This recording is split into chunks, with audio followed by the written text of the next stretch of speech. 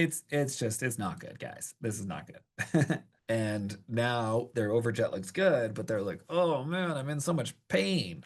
Well, yeah, because you put them back and you created for them essentially then a TMD issue. Torque is the stepchild that gets locked in the attic and completely forgotten about, and even by me. And I like to think that I'm pretty good at what I do, but even me, I forget sometimes that we need more torque, more torque, more torque.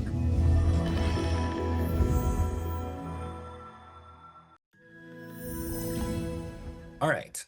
Patient comes to your practice. She's 13 years old. We actually took a sneak peek at this case a few Invisalign demystifieds ago. So, what are we evaluating? The first thing we're looking at on her is going to be her C spine. We're looking at her C2, C3, and C4.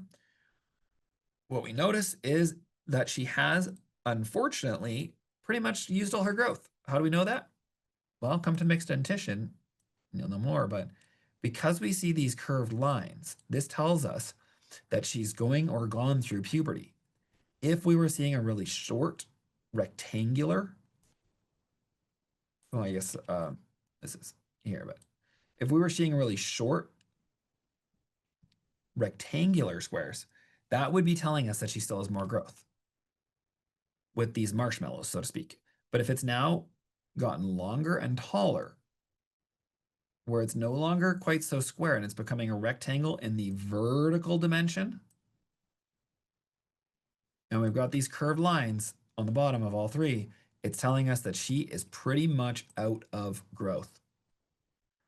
So she has very, very small mandible. If we look to her pan, is she hypodivergent or is she hyperdivergent?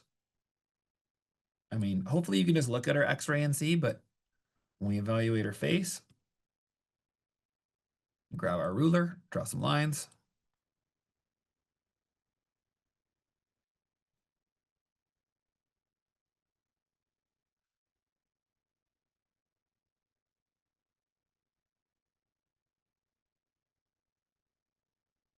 The lines do not cross by the base of her skull. Instead, they kind of continue on and eventually there's solanasion.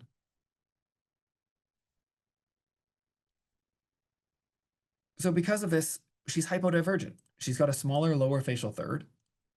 She's got a small retrognathic mandible. So she's a hypodivergent or brachyfacial. Those terms mean essentially the same thing. Hypodivergent is more of a European term. Brachyfacial is more North American. I like hypodivergent and hyperdivergent better. What this patient really needs? Surgery. I mean, yes, it's a shame because she's only 13 years old, but she went through puberty early. She doesn't have much growth left. What she needs is jaw surgery to give her a jaw. But the reality is that not every person that we look at and say, hey, you should really do jaw surgery, is her mom going to say, yeah, you know what? I agree. My daughter looks horribly deformed and I think she absolutely should do that. But in reality, she's a small mandible. When we look at the bite, 100% deep bite. Lower incisors have completely extruded up to the point that they're biting into her soft palate. She's a full class 2 on both sides, and she's in such a bad small mandible situation that she's biting in a scissor bite with her premolar on each side. Well, actually, just on one side, I guess. Oh, no, that second premolars in scissor bite. So probably the first one is too then. So like her mandible is unbelievably tiny. You know what makes it even worse? She has spacing on her lower arch. There's crowding with overlap of her centrals. Here, I guess she has a little bit of crowding on that lateral to canine, but she literally has spacing on her. Like, can you give us a worse situation that she's got an overjet of, well, let's look. Her overjet is 8.5 millimeters with no growth. I guess she does have some spacing on the upper too, but she's got that spacing on the lower also. It's not good, guys. This is not good. So what happens? Well, we talk to her. Informed consent, right? What do you want to do? Not quite. I sound so like, so what do you want to do about your daughter's deformity? No. What do you want to do? So you have a very small jaw. There's not a lot of growth left. There's probably a little bit, but there's not a lot. Now, in some cases, the recommendation would be surgery. what are your chief concerns? Is it your teeth? Is it your face? Is it your bite? What is it? Well, when mom walks in and mom looks exactly the same as her and she's like, "Oh, we're so beautiful. Everything looks great about our jaws." Well, yeah, as long as you're not having airway concerns and you're functioning fine, then there's no problem. It is beautiful. Everybody is different. I don't know, differences anatomically about themselves. And so it's all just what does the patient want and what do the parents want? And so we say, you know what? Let's not do anything crazy. The worst thing we could do right now would be to say, in my opinion, let's pull 4 premolars. Let's IPR the crap out of her uppers and retract them. Let's do something that is permanent that will not allow her to do jaw surgery in the future. That is the worst thing we could do, in my opinion. Because if we pull 2 premolars to do a dental camouflage, what we're ending up doing then is now we're in the situation where she wants to get jaw surgery. Well, now we're 2 teeth short and we're going to have to do surgery on both jaws to move forward her maxillary jaw because pull 2 premolars to make her mandible the same size. Like, yes, we're going to be retracting some teeth here if we're going to be correcting her right to a class 1, but it's not going to be as significant as if we pulled 2 premolars. So, anyways, what are we doing? Well, we talk about the option of using a Carriere motion. Now, in her case, I'm less worried about aesthetics because she's only 13. So we're going to use a Carriere from the upper canine to the first molar, both sides. I'm not going to use the force 2. I'm not going to need to use the force 2 because she's a kid. So we'll start off with the force 1. We'll evaluate. We'll check to make sure nothing significant happens. We need to, again, pay attention to the gingiva, pay attention to the bone. And yeah, we'll fix the curvus B. We'll work on all the different components here. So what's our ClinCheck going to look like? Well, first of all, with our ClinCheck, the first thing is this upper arch, since we're using a Carriere, it is a diagnostic setup. We are not going to have any aligners running in her case because we're going from the canine. So the Carriere is going to glue on from the canine to be a longer one to the first molar. Nothing will happen on the top. I actually specifically click a box in our prescription form, or I could write here. See if I wrote anything. Patient will be wearing a Carriere emotional plans on the top arch for the first series of liners, then we will treat both arches. Place a button cutout on the mesial of the lower 6s, not the 7s now, the 6s. Okay, and then a vertical attachment on the distal. So we place our cutout here. Could have placed it on the distal. It still could have spun the tooth, but less likely to happen because I have a neighboring tooth off the distal, which will help try to prevent this tooth from spinning. But I still place the button cutout more mesial. Okay, so the elastic's going to go from the lower first molar to the upper canine. Nothing's showing on the upper because there is no way for them to actually show us anything when it comes to the Carriere. There's no like Carriere virtualization that we can see. It's just like, nope, this is what we got.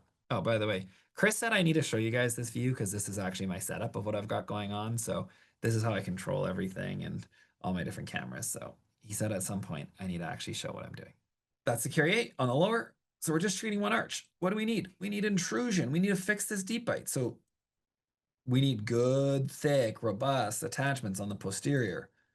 We need to intrude those anterior. I'm not going to overdo the intrusion that much because she's a kid. I don't need to overtreat that much when they're a kid, but we did throw in a little staging pattern here of a caterpillar or a frog.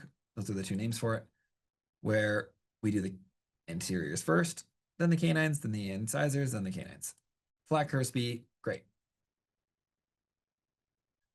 So that's the plan. This was number 1. It came back pretty good already. Or no, that was actually number 2. I'm trying to place conventional attachments, so I don't need to replace anything out on the lower later because I don't have small dinky optimized. When you look at the overjet, look how crazy this overjet still is. At the end of treatment, it's still 9.7 millimeters because we're actually closing space. Oh, and I just closed this case. Oh, there we go. Right, crazy. So what do we look like after our first, well, as we go through our first series? So this I don't think is yet at the end of that first series. This is partway through. So what you'll notice as you actually retract teeth again is that you should start to see spaces between the canines and the lateral incisors. Or if it was from the premolar back, it would be between the canine and the premolar.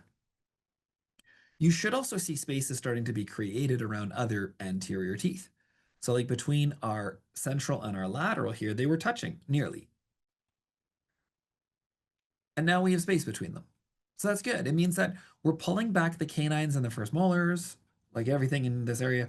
And then we're also getting some transeptal fibers pulling the laterals back and pulling the centrals back, which is sweet because we're not losing anchorage. We're not needing anchorage here to help actually pull back the laterals slightly, which helps us. So here's where we're at. We're now edge on. Now, again, why I don't mind the fact that we're using this Carriere, because what we're doing right now is not permanent. We are not permanently changing and altering these teeth and preventing her from being able to have arches that coordinate. Again, I said the premolar extractions are really bad in my opinion because you pull two teeth and now you pull things back so much. You know what's kind of worse in her case? At least if you pulled two premolars and you retracted those anterior teeth, and then later she was having sleep apnea issues, so you did advancement surgery on both the maxilla and the mandible, it would all move forward together. But imagine that you go in there and you just IPR the crap out of these teeth.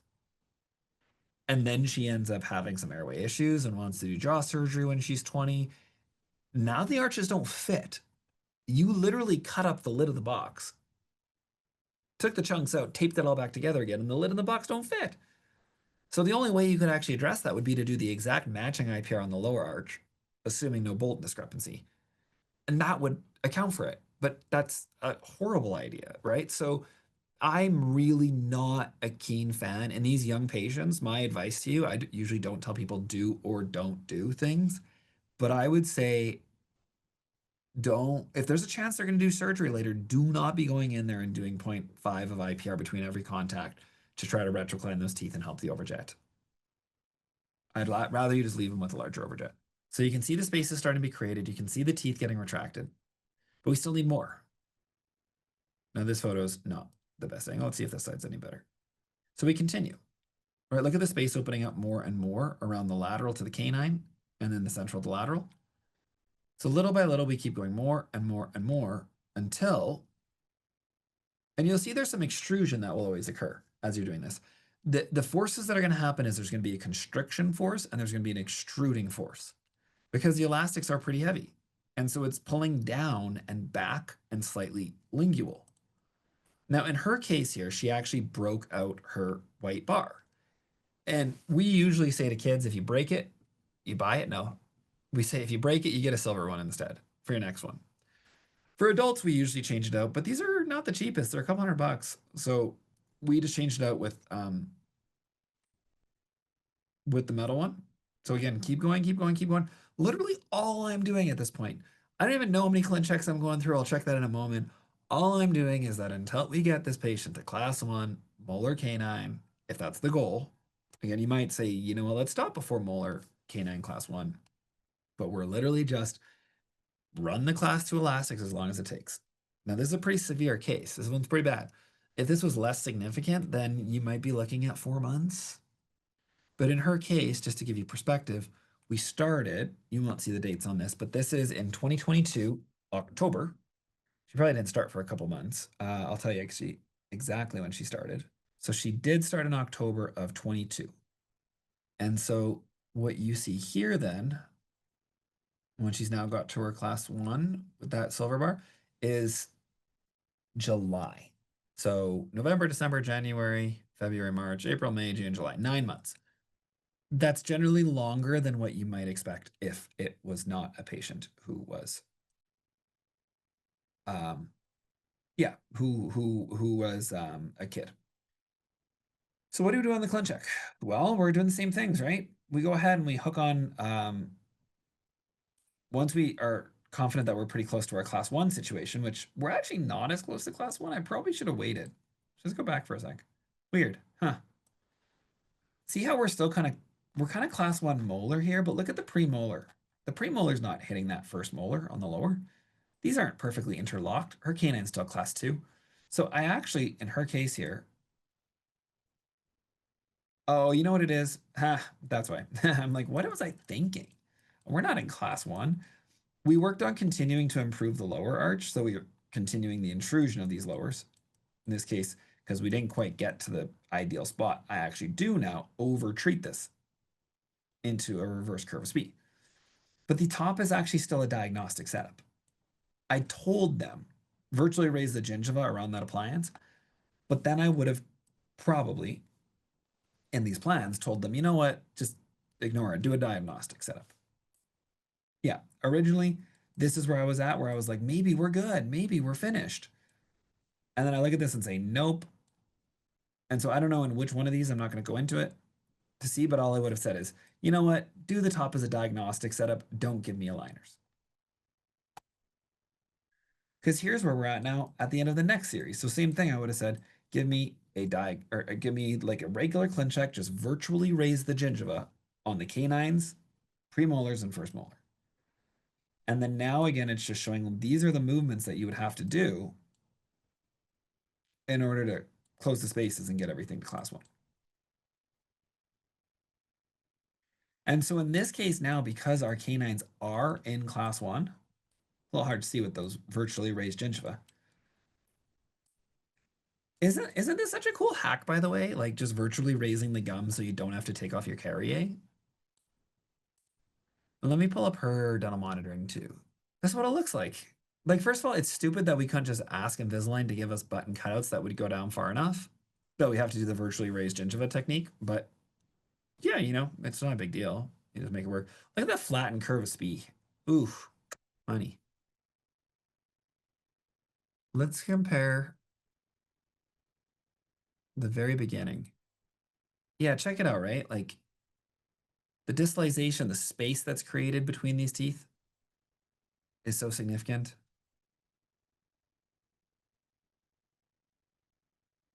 The class correction, like right now, she's slightly over treated into a slight class 3 on the canine and molar.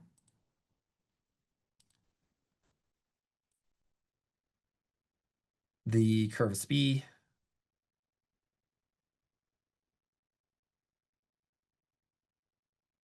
This isn't hard, I wouldn't say. I mean, I don't think it's that hard. Now, again, love dental monitoring because it's able to give us insights into gingiva and if there's any recession. You still have to be clinically checking these patients. So we see them more frequently than we see our other patients, the ones who are just on aligners. Like aligners, I'm usually very unworried, not worried. That's the word I'm looking for. I'm not that worried about like significant recessions. With the Carriere, it's a different ballgame. You've got to pay attention. You should probably be bringing them in every month to 6 weeks for the first little bit to check. And even honestly, throughout treatment, you probably should bring them in more frequently, which is why I have like a million sets of photos on this patient. Okay, so we distalize these teeth, we get them back, and then at this point now, we're going to start using, we still have the bar on the teeth, both sides. We're going to start now closing that space. We're going to use a ClinCheck that you see just like this, where it is, now this is where things get a bit tricky. Is this actually going to allow me to close the space and change the distance from the first molar to the canine? Well, no, there's a bar glued to these teeth. So can I physically close all of the spaces that it's showing between these teeth right now? No, the trays might actually stop fitting because of what it's showing. But can I move these teeth together as like a block unit? So you can see again, oh, this is a perfect example. Look at how the upper arch from here to here constricts. Use the second molar as reference. Right? Lots of arch constriction is happening here because the elastics collapse the arch. So it puts us into a near crossbite. So if we want to now push those teeth out and expand and develop this arch more, and let me go back to the photo here so you can see it here as well, you can push all these teeth from the lingual surface with the bar on. Will we close the spaces between all these teeth perfectly? No. But can we push this tooth with the bar on still, little by little by little, so that now we've actually created a better arch for him? Yes. We actually do, right? From here, look at the lingual aspect and how far it is towards the palatal side, to then how we push that more and more and more and more and more and more Well, that's where we take it off, so it doesn't quite count there. Now, this bar actually broke on the other side too, which is kind of annoying. Did I stop though? Did I say, huh, you know what? This bar is broken. Let's waste a couple $100 buying a new bar and putting it on? No, because we're in class one. Who cares? I don't care. Right? Look at the spaces. So at this point is where we start using now the aligners to start closing the space. So little by little. And again, why we have so many pictures is because we're seeing her frequently. We close these spaces and then the bar breaks. I don't care. I'm not wasting time here. Keep wearing your elastics just to that canine tooth. The tray's gripping, at least the occlusal and palatal side of these premolar and molar teeth. And so all we're going to do is just continue on. So we didn't do anything special. I will even do this. Look at how in this situation here, the lower first molar still has a butt cut out. So at this point in time, we're in class one and we retracted all these teeth. We're not quite finished with all the movements, so I still want to have a couple attachments on. I do not take off my buttons until I am done the case. I don't care if they say that they're annoying and they don't like them, they stay on. It's no worse than having braces. You want to know what's annoying? Having a bracket on every single tooth in your mouth. Having two Kaplan hooks on the lower and two on the upper, or a Carriere, whatever. I don't care. Now the Carriere has to come off because we do need to close those spaces. So that's why the Carrieres have come off at this point now on both sides. But you know what sucks is when you decide to take off these lower buttons and then they might slip a little bit class two again. And you are now in the situation that you need to put buttons back on again. And you just took them off a month earlier and you should have just left them on.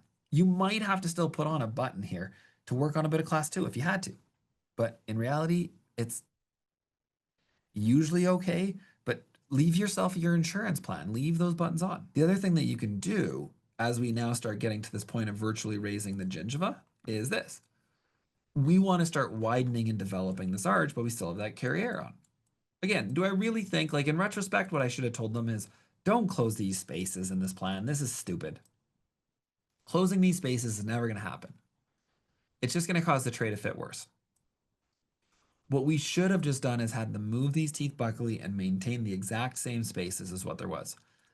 But in order to get the trays to clip on better, I have no surface on the buckle to attach to. So what I do when I get my tray is I make sure I put an attachment on the buckle of the sevens or second molars, and I put an attachment on the sevens, second molars, and then on the lingual of the first molars and the first premolars.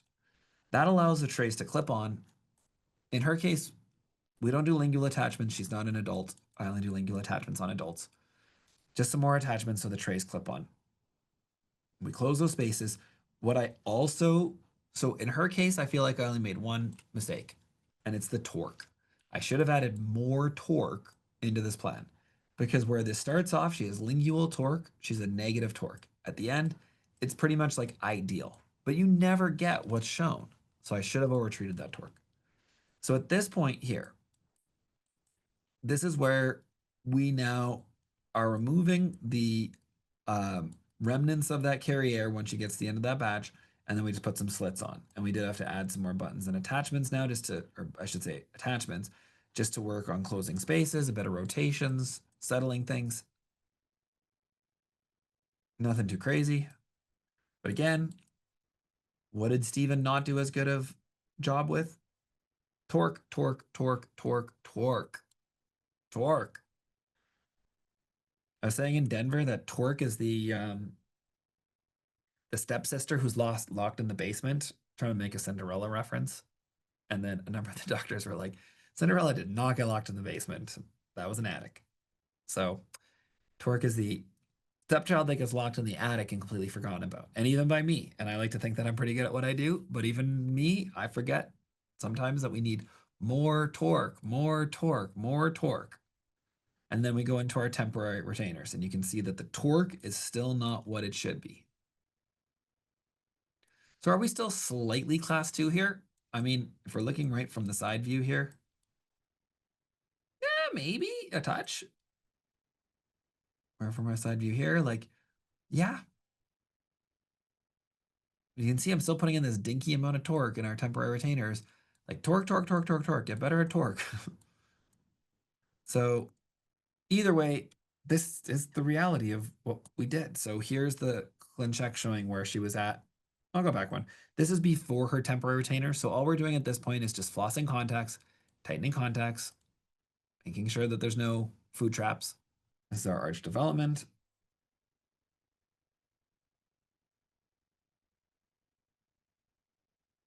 Pretty similar on the bottom. Here's her jaw in comparison. Maybe had a little bit of growth, especially. Well, yeah, I think she did have some.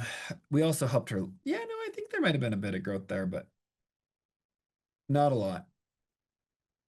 Aesthetically hasn't changed all that much. Overjet wise, though, it's crazy. With no IPR. I didn't do any IPR because you know all my reasons. Now, again, is this the most airway conscious treatment in the world? No, not at all. Like the most airway conscious treatment in the world would have been jaw surgery. And then it would have been building up her smaller lateral incisors, and that would have given her a better arch form. But like, what do we do? What do we do in these cases? It's tricky because not every patient and parent is going to say, yes, we're going to go get jaw surgery. So we make compromises and we do the best that we can with what we have. And so we could have also, I think it would have been equally acceptable to leave her with a large overjet and not retract. That would have been more airway conscious, in my opinion. But am I also really happy? Like, do I think this is a good result relative to where we first started? I mean, yeah, I think that all things being considered to get this patient in a class 1 molar canine with midlines on, she's got some damage from bruxism on her lateral. She's got a flat curvus B. So you look at this and you might say, like, but Schalk, look, you got a deep bite still. You can't say that this is good. Well, yeah, but we don't actually have a true deep bite. If you actually see the amount of overlap of this central incisor to the next, we're overlapping. Like these are short teeth. So if we look at the amount of overlap, it's probably like halfway through this shine right here, this glare. Oh, let me go back. So first of all, I can't intrude those lower any further. The curvus B is flat. That's what determines how much I can intrude those teeth. But then second of all, I guess it's to the papilla here. So let's actually see. Oh, back here. We go to the papilla, so it's this much. So it's at the bottom of this shine. So this is probably a little bit deeper than I want it to be, but in reality, and I guess I could have intruded these upper centrals, but then that's the whole conversation about smile aesthetics. Smile aesthetics say don't intrude those maxillary teeth because she already has just mainly incisal display. She really doesn't smile naturally here. I saw one picture where she smiles naturally. I mean, that's what we got. So it's again, what are you going to compromise on? I treated her a bit more aesthetically focused and didn't correct the deep bite as much. But it's also because she has short teeth. And if you were actually having the fully matured teeth of an 18, 19, 20-year-old, because we know the gingiva is going to keep dropping, it's probably going to give us another 3 millimeters, 2 millimeters to 3 millimeters of vertical tooth height. Because the crown, some of it's still below the gingiva. So once that happens, then she's going to probably have a 50% deep bite. I'd rather her be 30%, but 50 is acceptable. So it's a compromise. The reality of it, but it is something that I definitely look at. It's something I absolutely think about. So my goal is that by the time you finish, whether you're coming to foundational systems to learn how to run your practice more effectively with Invisalign, to be more profitable and have your staff doing a better job and ensuring that you're not wasting time, energy, and money, or if it's attachments and biomechanics and you want to understand how everything works in ClinCheck or mixed dentition, right? All of these are available, and that's with our clearly aligned courses. If you want more than that, though, our group with Clearly Select is designed to help give you support at a higher level and to give you more confidence. So we help support you with ClinCheck designs. We have different faculty members who help with daily answering of questions. So when you're sitting chairside with a patient, you have that support. We'll help you with ClinCheck design with our 4 different ClinCheck experts. So 2 of them are orthodontists who design cases. Like, isn't that crazy? We have orthodontists in our community that will design your cases to give you videos to explain all the things that you might be missing, just like I did with this. You get access to all of the education. It's over $10,000 worth of education. Well, it's way more than that. It's over $20,000 actually, but